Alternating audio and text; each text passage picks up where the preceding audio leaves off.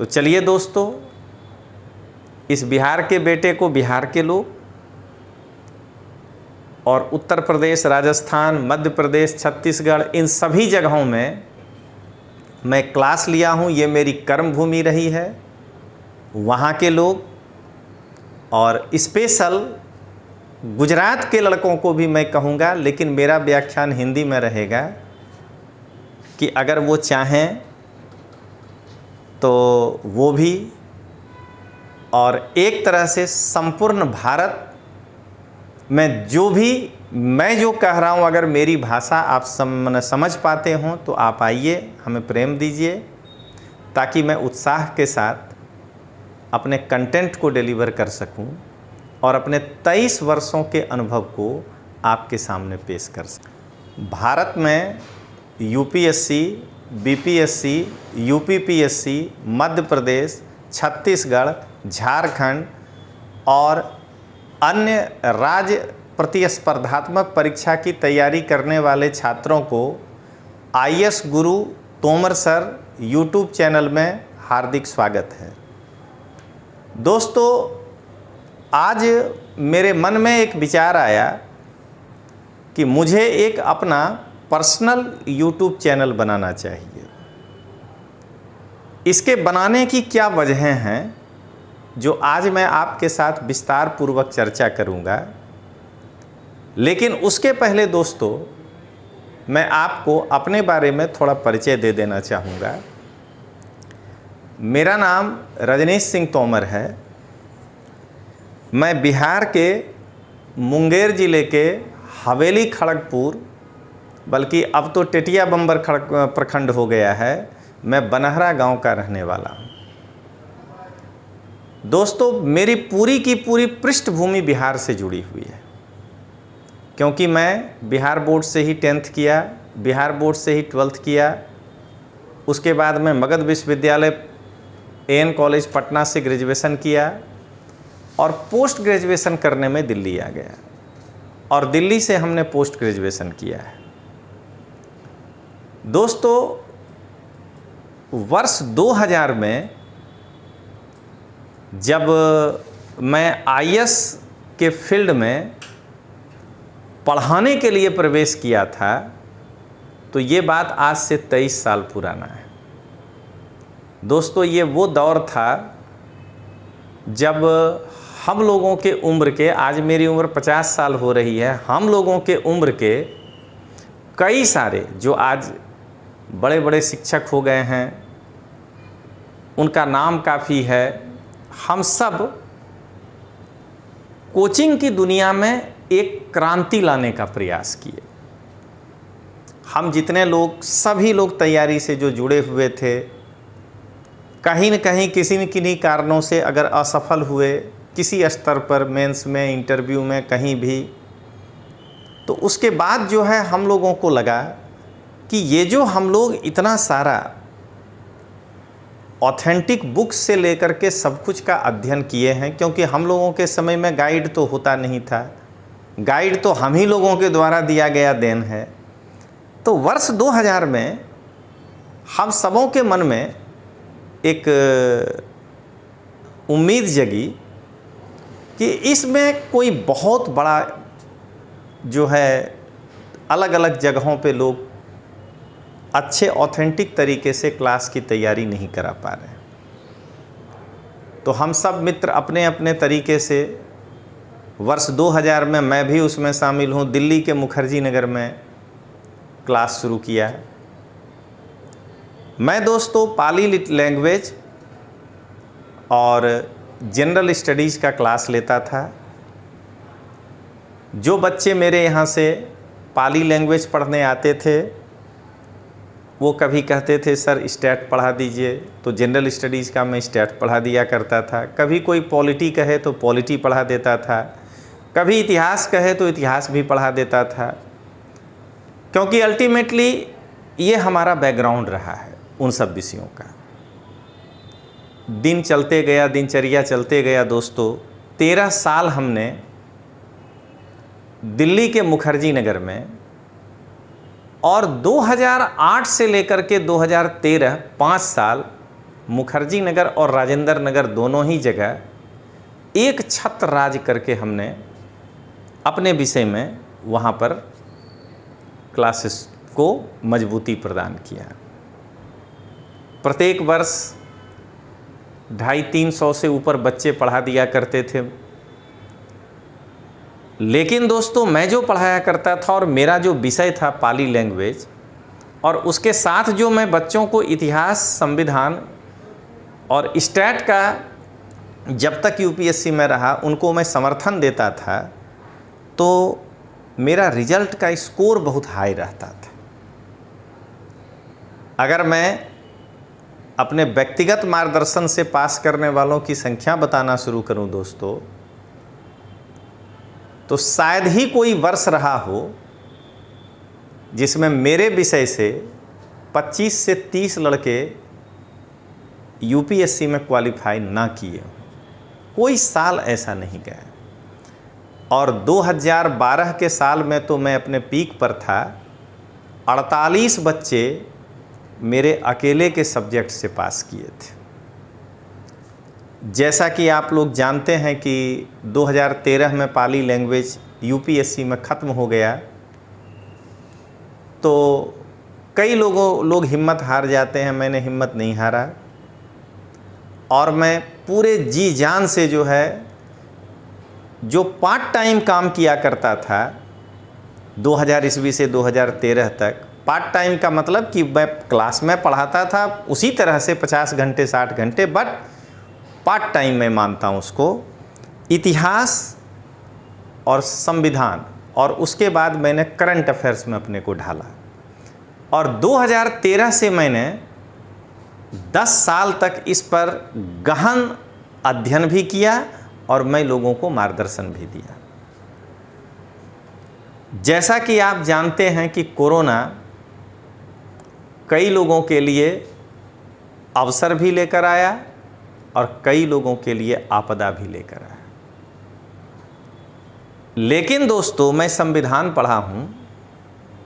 मैं मानता हूँ कि अगर यह अवसर समानता के आधार पर आया होता तो शायद इसे अवसर में आपदा मैं नहीं कहता।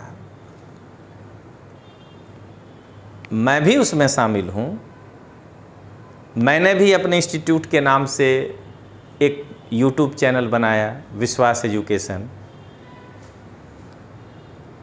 अब मैं पूरा बताने के बाद बताऊंगा कि मैं ये अपना चैनल क्यों नया लेकर आया हूँ। पर्सनल ठीक ठाक सब्सक्राइबर हैं, मैं संतुष्ट हूँ उतने से। लेकिन मैंने जो फील किया कि कोरोना के बाद जो ये आपदा आया, तो कई अच्छे शिक्षक जो ऑफलाइन में बहुत अच्छा पढ़ा रहे थे, लेकिन वो अपने साथ इस टेक्नोलॉजी के साथ अपने को ढाल नहीं पाए। इसलिए आज वो या तो स्ट्रगल करने की स्थिति में हैं और या वो इस फील्ड को छोड़ दिए हैं। कई लोग, पूरे भारत की मैं बात कर रहा हूँ, लेकिन मैं इन दोनों में से कोई नहीं हूँ। ना तो मैं स्ट्रगल कर रहा हूँ और ना ही मैंने इस फील्ड को छोड़ा। लेकिन दोस्तों, मैं इस कोरोना के बाद मैं एक नया चीज़ देखा। YouTube में कई ऐसे लोकप्रिय शिक्षक आए और बहुत अच्छा भी किए, लेकिन जो गंभीरता होनी चाहिए थी, जो ऑफलाइन में हम लोग गंभीरता दिया करते थे, वो गंभीरता में कमी आ गई। तो मैं तकरीबन 15 दिनों से ये विचार कर रहा था कि एक ऐसा YouTube चैनल बनाया जाए जिसमें हिंदी माध्यम के लड़कों के लिए, और ख़ास करके आप मेरा परिचय देख चुके हैं, मैं बिहार से रहने वाला हूँ और मेरी पढ़ाई भी सरकारी स्कूल में ही हुई है। हम लोग कोई कॉन्वेंट वाले नहीं हैं। लेकिन जो 23 सालों में हमने अनुभव ग्रहण किया, वो मैं अपने राज्य के बच्चों में या मेरे पड़ोसी राज्य हैं उत्तर प्रदेश, मध्य प्रदेश, राजस्थान मेरी कर्म भूमि रही है, मैं कई बार कई जगह गया हूं पढ़ाने, तो इन सब जगह के हिंदी माध्यम के बच्चों के लिए यदि मैं कोई निमित्त बन सकूं तो मैं अपने आप को भाग्यशाली समझूंगा। यही सोच करके मैं एक ऐसा YouTube चैनल बनाया, IAS गुरु तोमर सर, जिसमें केवल मेरी ही वीडियो, मेरे ही विचार इसमें आएंगे और जो भी मैं कहूँगा वो मेरी जिम्मेदारी होगी। तो दोस्तों, सबसे पहले अब मैं आपको इस चैनल के शुरुआत करने की वजह बताता हूँ। और मैं यह भी कहूँगा दोस्तों कि यदि आपको ये चैनल अच्छा लगे तो आप इसको प्यार दीजिएगा, ज़्यादा से ज़्यादा लोगों में शेयर करिएगा।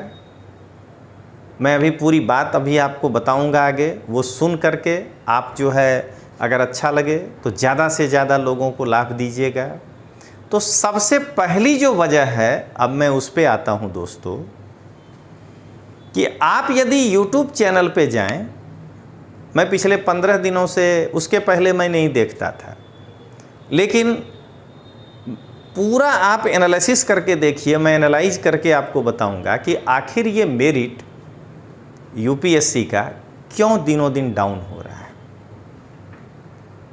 गाली देते समय तो UPSC को सब लोग बराबर आ जाते हैं। पेपर में यदि बच्चा परफॉर्म नहीं कर पाता है तो हम टीचरगण दो ही काम करते हैं, या तो अपनी जिम्मेदारी UPSC पे डाल देते हैं कि मंगल ग्रह पे पेपर सेट किए थे, कोई कि UPSC के मेंबर को अगर जो है ये पेपर सॉल्व करने दे दिया जाए तो वो नहीं कर पाएगा। पहले मैं सलाह देना चाहूँगा ऐसे शिक्षकों को कि पेपर UPSC का मेंबर बनाता है, आप भी जानते होंगे ना कि पेपर सेटर कोई और होता है, तो आप पहले अपनी भाषा तो संभालिए। यही आंसर लिखाते हैं जिस कारण से लोगों को नंबर नहीं आता है। पेपर सेटर तो किसी साल का पेपर नहीं बना पाएगा, हो सकता है किसी के जो मेंबर होते हैं उनका काम है पेपर सेट करना, वो तो यहाँ मैनेजमेंट करने आते हैं। और जो पेपर सेटर होते हैं वो किसी न किसी विश्वविद्यालय के अत्यंत प्रतिभाशाली और अनुभवी शिक्षक होते हैं, प्रोफेसर। तो ये बात कोचिंग जगत के उन जानकार लोगों को ज़रूर मालूम होना चाहिए कि बच्चों को अपने लाभ के लिए गलत बात बता करके UPSC के विरुद्ध नहीं कर देना चाहिए। मुझे तो आज भी इस स्टेटमेंट पे हंसी आती है। मैं सुना तो हतप्रभ रह गया। वो कह रहे हैं क्या कि UPSC के 2 मेंबर को भी यदि एग्जाम एक साथ दिला दिया जाए तो दोनों मिलकर 2 घंटे में पेपर नहीं सॉल्व कर पाएंगे। जरा आप सोचिए कि UPSC का मेंबर कभी पेपर बनाएगा। मैं फिर से पुरानी बातों को रिपीट कर रहा हूं। वहां पर पेपर सेट करने का क्राइटेरिया क्या है, अगर आपको मालूम होता है। मैं तो बहुत कम ज्ञानी हूं, मुझे नहीं मालूम है, लेकिन आपको तो मालूम है। आप तो हर साल एकदम लबसाना को ही देखते रहते हैं। अगर आपका बस चले तो 2027 का पेपर आज डिक्लेयर कर दीजिए। तो आपको तो मालूम है ना कि किस स्तर के लोगों को पेपर सेट करने बुलाया जाता है। मेंबर यानी मैनेजमेंट, और पेपर सेट करना और कॉपी चेक करना वो कॉलेज के प्रोफेसरों का काम है, और वो इस चीज़ को देखते हैं। वो अपनी जिम्मेदारी इस बार या तो UPSC पर डाले और या तो लड़कों के ऊपर डाले कि बाबू 1 साल में UPSC नहीं होता है। लेकिन अपने गिरेबान में कोई नहीं झांक करके बोला कि बच्चों इस बार मेरे से चूक हो गई, अगली बार मैं और अच्छा करूँगा। और पाली पढ़ने के कारण भगवान बुद्ध ने यही सिखाया है कि अगर अपने से भी गलती हो ना तो उस गलती को स्वीकार करना सीखिए। ये पहली वजह थी। दूसरा, जब आप YouTube का अध्ययन करते हैं दोस्तों, तो YouTube पर 3 प्रकार के शिक्षक मिलते हैं। एक ऐसा शिक्षक जिसको देख करके आप कह देंगे कि ये मैं हाथ जोड़ के कह रहा हूँ ऐसे कि धन्य है ये बोर्ड कि वो टीचर हो गए। पीपीटी पर बोलते हैं। एक दूसरे प्रकार का टीचर आप देखिएगा, केवल मजाक मस्ती करना, पढ़ाने से उनको कोई लेना देना नहीं। रील्स, शॉर्ट्स के माध्यम से लड़कों को अपनी ओर आकर्षित करना। और एक तीसरे प्रकार के टीचर हैं जो रियल में गंभीर होकर के यूट्यूब में पढ़ाने आते हैं, उनको लाइक और व्यूज ही नहीं मिलता है। तो कोई बात नहीं है, ये तो आपके ऊपर निर्भर करता है कि आपको क्या अच्छा लगता है। लेकिन दोस्तों, मैं बार बार यही वजह के आधार पर मैं यहाँ आ रहा हूँ कि आखिर ये यूट्यूब पर इस तरह से पढ़ाने वाले लोग अपनी गलतियों को कब स्वीकार करेंगे? क्या यूपीएससी आपके नोट्स को देख करके पेपर बनाए? क्या यूपीएससी ने पॉलिटी का जो सवाल बनाया है वो पॉलिटी का ना हो करके स्टैटिस्टिक्स का सवाल है? लड़कों का सहानुभूति लेने के लिए, अपना व्यूज बढ़ाने के लिए ये लोग आपको दिनों दिन कॉम्पिटिटिव माहौल से दूर कर रहे हैं। आज हिंदी मीडियम की ये समस्या है। दोस्तों, मैं YouTube चैनल पर देख रहा था, नाम नहीं बताऊंगा, वो सब आपको समझना है। अब बताइए, मैं यह भी आपको आज बताऊंगा कि मेरे चैनल पर क्या क्या मिलेगा। लेकिन आज ज़रा सोचिए, अब बताइए कि YouTube पर आकर के कोई आदमी अगर ये बना रहा है कि रेल पटरी कैसे बदलता है, डीजल इंजन काम कैसे करता है। आप IAS की तैयारी कर रहे हैं दोस्तों, या PCS की, आपको लगता है कि ये प्रश्न GS में आने लायक है जो हम अपना समय बिगाड़ें इसके पीछे? विस्कोसिटी लड़की के बाल से समझाता है। अरे भाई, विस्कोसिटी के सवाल में कभी ये आएगा? समझाने के तरीके मुझे भी आते हैं, मैं बहुत अच्छे तरीके से समझाता हूँ, लेकिन ऐसे नहीं समझाया जाता है। तो एक मैंने ये देखा जिसके कारण मैं व्यथित हुआ और मैं ये चैनल लेकर आया हूँ। एक ऐसे शिक्षक हैं जो पढ़ाई का बात छोड़ करके सब कुछ यूट्यूब पे करते हैं। एम्पैथी, सिंपैथी सब कुछ हो जाता है, लेकिन परीक्षा का सवाल नहीं होता है। कभी आकर के नहीं बोलते हैं कि देखो ये पीटी का ये क्वेश्चन है, इसको कैसे सॉल्व करोगे। तुक्के लगाने के तरीके, मैंने ऐसी बात कि बच्चों को 2 घंटा सुनने के बाद भी कुछ नहीं मिलेगा। एक आध ऐसे शिक्षक हैं, ये सारे एम में जाने वालों को मैं बता रहा हूँ, कि जब वो NCERT के बारे में बताने आते हैं तो NCERT को छोड़ के सब कुछ बता देते हैं। ऐसा भी क्या आवेग है? सब्जेक्ट मैटर पे रहिए ना। अगर पढ़ाने आए हैं पानीपत का तीसरा युद्ध, तो पानीपत का तीसरा युद्ध पढ़ाइए ना। आप इतिहास के बहुत बड़े जानकार होंगे, ये इधर उधर जाके गप करने की क्या आवश्यकता है? तो इन सब कारणों से दोस्तों, आपके लिए, मैं जानता हूं कि आज मेरी बात आपको कड़वी लगेगी, लेकिन आपको 1 महीने के अंदर पता चल जाएगा कि रजनीश सिंह तोमर के YouTube चैनल में क्या गंभीरता है। दोस्तों, ये तो थी मेरे YouTube चैनल के बनाने की वजह, कि बिहार का जो नया पैटर्न आया है उस पर मैं बच्चों को गाइड कर सकूं कि नया क्या करिएगा। उत्तर प्रदेश में जो चल रहा है उस पर मैं बच्चों को गाइड करूं। IAS में जो इस बार लोग हतप्रभ हैं पेपर देख के, GS ऐसा कुछ है नहीं। अगर थोड़ा सा दिमाग लगा करके उसको बनाया जाता, कंटेंट तो वही है ना, सिर्फ केवल 1, केवल 2, केवल 3 उपरोक्त में से कोई नहीं, सभी 3 ऐसे कर दिया गया। तो मैं सभी मुद्दों पर आपके साथ चर्चा करूं। लेकिन दोस्तों, मेरे इस चैनल के बनाने के पीछे का अब मैं उद्देश्य बता रहा हूं। पहला, आपको ऑथेंटिक जानकारी मिले, किस तरह से लॉजिकल पढ़ाई करना है वो पता चले। बाजार की जो पुस्तकें बिल्कुल अच्छी नहीं हैं, लेकिन आप उसका ब्रांडिंग ऐसा कर दिया गया है कि आप उसको खरीद के पढ़ते हैं, लेकिन उससे प्रश्न नहीं आता है। आपको किस प्रकार की पुस्तकें पढ़नी चाहिए। आपको कुछ कंटेंट पढ़ा के बताएंगे कि इसको इस प्रकार से लॉजिक करके पढ़ना चाहिए। जैसे दोस्तों, मैं एक छोटा सा उदाहरण दे रहा हूँ कि अगर कोई ये पूछे कि हड़प्पा सभ्यता के लोग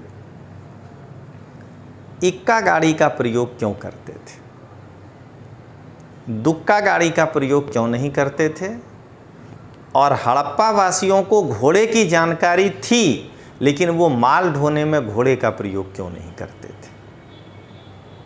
तो इस पर मैं नहीं कहता हूँ कि आपको नहीं पता होगा, कई लोग होंगे जिनको जानकारी होगी, इस पर थिंक करना पड़ेगा। और दोस्तों, मैं थोड़ा सा आपको बता रहा हूँ कि क्यों नहीं करते थे। आप एक बार सोच कर देखिए कि हड़प्पा सभ्यता में लोगों को लोहे की जानकारी नहीं थी, कांसे की जानकारी थी। तो अब ये बताइए कि दो चक्का के बीच में जो एक्सेल बनेगा ये किस चीज़ का बनेगा, कांसे का बनेगा। क्या ये कांसा भार वहन कर सकता है? ये टूट जाएगा। तो सामान जो है हम 40 किलो 30 किलो वैसे लोड कर रहे हैं, तो 2 बैल जोड़ने का क्या ज़रूरत है। घोड़ा जोड़ देंगे तो मेरा चक्का इतना तेज़ लेके दौड़ेगा कि एक्सेल टूट जाएगा। तो उससे अच्छा है कि 2 बैलगाड़ी ले लें, दोनों में जो है 40-40 किलो सामान रख दें और साथ में लेकर के चले जाएं। लोहा नहीं मिलने के कारण, एक्सेल में कांसे का प्रयोग करने के कारण वो घोड़े से परिचित थे लेकिन उसका उपयोग नहीं करते थे। आपको इस तरह के तार्किक जो हैं, मैं हिस्ट्री, पॉलिटी, करंट अफेयर्स, इन सब चीज़ों में जानकारी दूँ और मैं देता रहूँगा। खास करके बिहार मेरी जन्मभूमि है तो बिहार के प्रति हमारे कुछ कर्तव्य भी बनते हैं। बिहार के लड़कों के लिए, खास करके हिंदी माध्यम के लड़कों के लिए जो समस्या उत्पन्न हो गया है, अभी जो काम का चीज़ है दिखाई दे रहा है कि लोग बड़े बड़े वेबसाइट बना के बैठे हैं, लेकिन जो काम का चीज़ है वो ना डाल करके लड़कों को उलझाए हुए। तो पहला हमारे चैनल में ये मिलेगा। दूसरा दोस्तों, मैं ये मानता हूँ कि देश में चाहे आप कोई भी काम करिए, आपकी विचारधारा कोई भी हो सकती है, लेकिन राजनीतिक रूप से अवेयर जरूर होना चाहिए। आप कौन से विचारधारा को फॉलो करते हैं, वो लोकतंत्र में सम्मान आपका, और मैं किसको करता हूं, मेरा। तो आईएएस की तैयारी करने वाले लड़कों को भारत में जो कुछ भी राजनीतिक घटना घटता है तो उस घटना पर तटस्थ जानकारी देना, बायस्ड जानकारी नहीं देना। जैसे मान लीजिए एक मुद्दा कि अगर दिल्ली में सुप्रीम कोर्ट के द्वारा दिल्ली के मुख्यमंत्री को ज़्यादा सत्ता दिया गया एलजी के तुलना में, तो उसके बाद केंद्र सरकार के द्वारा जो लाया गया अध्यादेश, और उसके बाद जो है दिल्ली के सरकार के द्वारा उस अध्यादेश को नहीं पारित होने दें, इसके लिए जो समर्थन जुटाया जा रहा है, तो इस पर अध्यादेश क्या है, कौन से अनुच्छेद के अंतर्गत अध्यादेश आप ला सकते हैं, क्या 239 AA के अंदर इस बात की व्यवस्था है कि संसद अगर चाहे तो दिल्ली के बारे में कोई कानून बना सकती है। इस प्रकार के राजनीतिक मुद्दों पे तटस्थ तरीके से आपको मैं बताऊंगा। हाँ दोस्तों, मैं ये आपसे वादा नहीं कर पाऊंगा कि मैं रोज़ आऊँगा, लेकिन हाँ, महीने में 8 से 9 दिन तो मैं ज़रूर आऊँगा, ये मैं वादा ज़रूर करता हूँ। और विभिन्न मुद्दों पे आऊँगा दोस्तों। और आप देखिएगा कि जब आप मेरे चैनल पे रुकेंगे और जब मैं अपना कंटेंट डिलीवर करूँगा, क्योंकि दोस्तों मुझे भी 23 साल का अनुभव है। दोस्तों, मैं अकेला व्यक्ति हूँ जो अपने क्लास में इसी वर्ष अब तक 800 घंटे इसी बोर्ड में एनसीईआरटी की बुक्स को लगा करके अभी तक मैं पढ़ा चुका हूँ, लाइन बाय लाइन। मैं आज भी बता सकता हूँ कि एनसीईआरटी के इस क्लास के इस वाले किताब में, विषय में, हिंदी में यहाँ पर ये गलत मिस्टेक है प्रिंटिंग, और देखिए अंग्रेजी में सही है। मैं यहाँ तक बता सकता हूँ दोस्तों, क्योंकि मैंने पूरे बैच को 800 घंटे, और अभी मेरा वो ख़त्म नहीं हुआ है, 12th चल ही रहा है, यानी 1000 घंटे मैंने बच्चों को डिलीवर किया है। तो मेरा हमेशा मानना है कि तैयारी शुरू करने के पहले एनसीईआरटी को अच्छे से पढ़ना चाहिए। लेकिन आप देख रहे हैं आजकल एनसीईआरटी में से लाइन निकाल के क्वेश्चन आंसर फॉर्म में पढ़ा देना कई लोग करने लगे हैं। इन सबों से काफ़ी पीड़ा हुई और इसी वजह से मैं इस चैनल की शुरुआत किया। और अंत में दोस्तों मैं यही कहूँगा कि इस चैनल को ज़्यादा से ज़्यादा शेयर करिएगा। इसी हफ्ते मैं अपना दूसरा वीडियो लेकर आऊँगा और वो सब्जेक्ट पर होगा, और आपको डिफरेंसेस दिख जाएगा कि आईएएस गुरु तोमर सर के इस चैनल पर आने से अगर हम अपना आधा घंटा बिताते हैं या 1 घंटा, तो मैं कितना ज्ञान लेकर के जाता हूँ। मेरा पूरा फोकस एनालिसिस पर होगा, तथ्य बटोर करके रटाने पे नहीं होगा। तो चलिए दोस्तों, इस बिहार के बेटे को बिहार के लोग, और उत्तर प्रदेश, राजस्थान, मध्य प्रदेश, छत्तीसगढ़, इन सभी जगहों में मैं क्लास लिया हूँ। ये मेरी कर्म भूमि रही है। वहाँ के लोग, और स्पेशल गुजरात के लड़कों को भी मैं कहूँगा, लेकिन मेरा व्याख्यान हिंदी में रहेगा, कि अगर वो चाहें तो वो भी, और एक तरह से संपूर्ण भारत में जो भी मैं जो कह रहा हूँ, अगर मेरी भाषा आप समझ पाते हों तो आप आइए, हमें प्रेम दीजिए, ताकि मैं उत्साह के साथ अपने कंटेंट को डिलीवर कर सकूं और अपने 23 वर्षों के अनुभव को आपके सामने पेश कर सकूं। मिलते हैं दोस्तों, तब तक के लिए जय हिंद, जय भारत।